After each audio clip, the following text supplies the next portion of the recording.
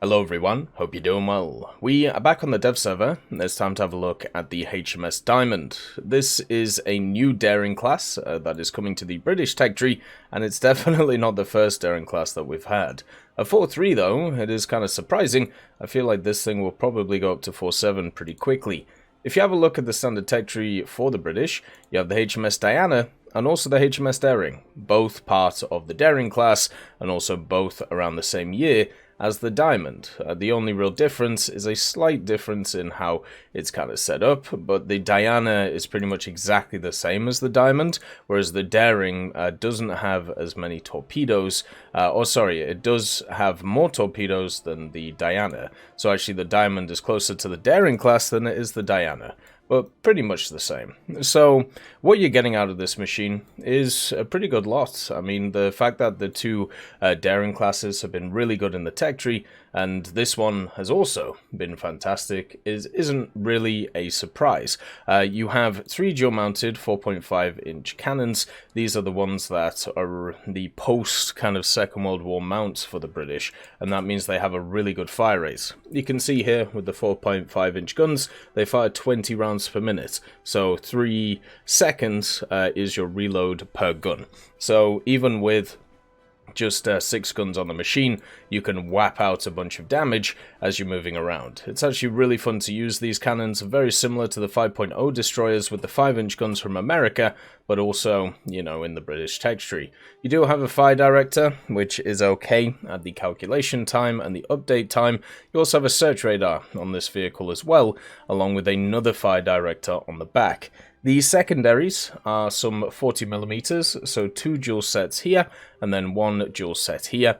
6 in total. It's not really going to keep you alive, but at least it will annoy some people as they try and shoot you with rockets or bomb you as they go around. And then to cap that off, you also have 10 torpedo tubes, which are here and also here. Both of them are completely fine. One of the biggest issues with these British torpedoes is they don't have great angles on them to be able to be used, and I wish they did. It is really annoying that they are so tight against the areas, so the angle of fire of the torpedoes is awful, and in arcade where you use them quite a lot, it means that you have to do a full kind of broadside to be able to get them off. A lot of the time it's not really worth it, especially with the guns. You can angle about here and get them all on target at the same time.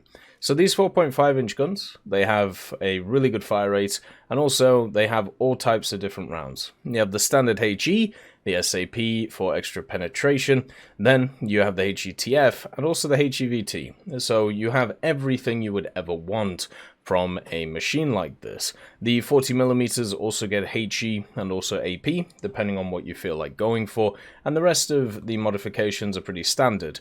Remember, this is a premium, so you do get all the modifications for free with the purchase of the premium, which is quite nice, and overall it just adds to the vehicle in general. One of the great things about naval vehicles is if you're really struggling for SL, you can pick one of these up and get a ridiculous amount of SL. You can see here the actual reward for SL wise is 1800% for this vehicle, and if it stays at 4.3, it's going to be completely broken just because of the fact it should be a higher BR.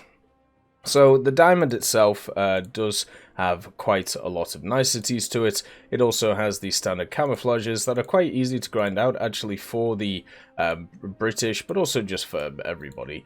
And at the same time, you have of course all the flags around the place if you ever want to use them in general sale. So for me, when I look at a vehicle like this, what I see is opportunity. I see one which will be able to just put out a metric ton of damage. It will be able to use the fire director to great use, and also look at the speed of the turrets as they turn around, by the way.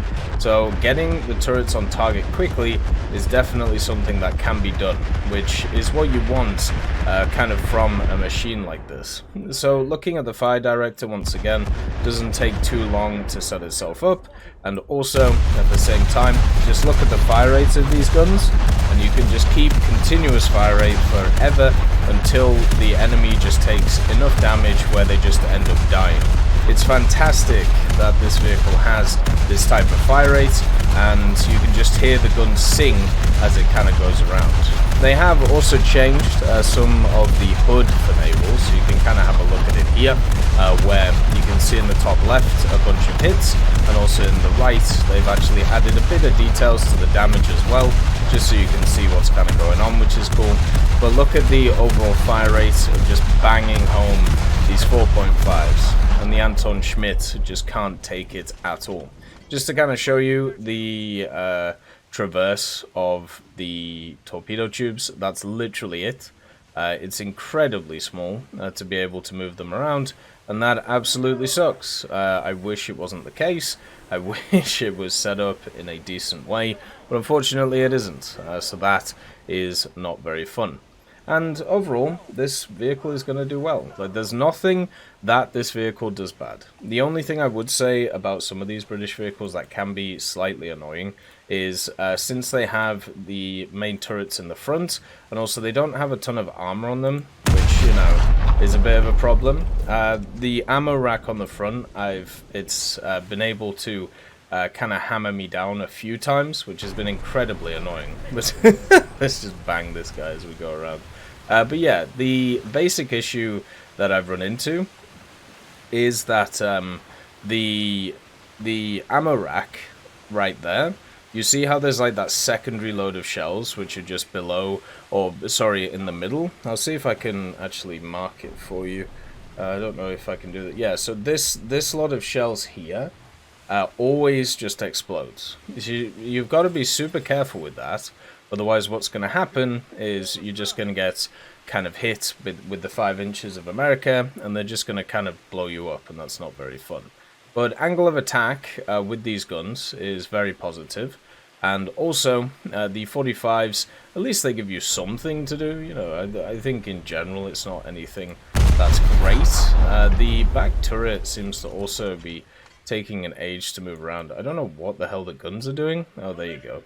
They were kind of stuck in a weird area for some reason. But yeah, so overall, you're looking at a wonderful machine. It will go up in BR. If it doesn't go up in BR, it doesn't make any sense at all. It'll be great against standard destroyers. It'll be able to do a lot of damage to the early cruisers, which is what you want from these types of machines. And as long as you can hide that ammo rack a little bit, you'll have plenty of survivability to push forward with. As always, I hope you have a wonderful day, and I'll see you next time.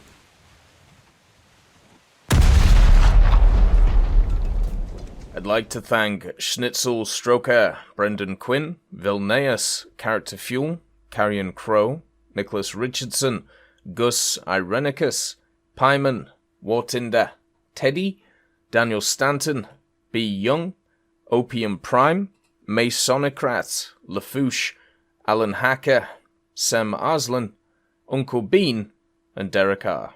for supporting the channel.